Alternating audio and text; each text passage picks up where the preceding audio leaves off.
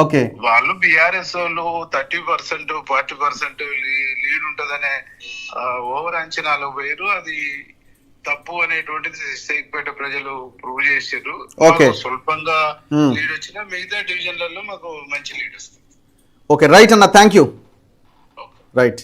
అయితే ఇప్పుడు మనకున్న ఇన్ఫర్మేషన్ ప్రకారం సెకండ్ రౌండ్ లో కాంగ్రెస్ కి 1082 ఓట్ల లీడ్ వచ్చినట్టుగా వార్తలు వస్తున్నాయి. ఒకసారి పోలింగ్ స్టేషన్స్ ఓపెన్ చేయండి. ఇప్పుడు దీంట్లో షేక్పేట ఇంకెన్ని మిగిలినాయి? షేక్పేట్ మూడో రౌండ్ లో 6 ఉన్నాయి.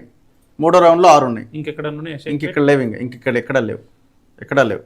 ఇది కొద్దిగా కన్ఫ్యూజింగ్ ఉంది. మనం జిహెచ్ఎంసీ డివిజన్ల వారీగా మనం ఎన్నికల ఫలితాలను చూడాలంటే మొత్తం అనౌన్స్ అయిన తర్వాత మనం ఫామ్ 20 ద్వారా మాత్రమే చూడగలుగుతాం. ఫామ్ 20 బయటకి ఇచ్చిన తర్వాత. సో ఫస్ట్ రౌండ్ లో 62 ఓట్ల లీడ్ లో ఉంది కాంగ్రెస్. అది అప్డేట్ చేయు. సెకండ్ రౌండ్ లో 1082 ఓట్ల లీడ్ లో ఉంది కాంగ్రెస్.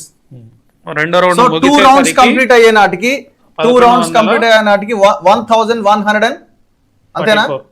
44 1144 ఓట్ల లీడ్ లో కాంగ్రెస్ ఉన్నది.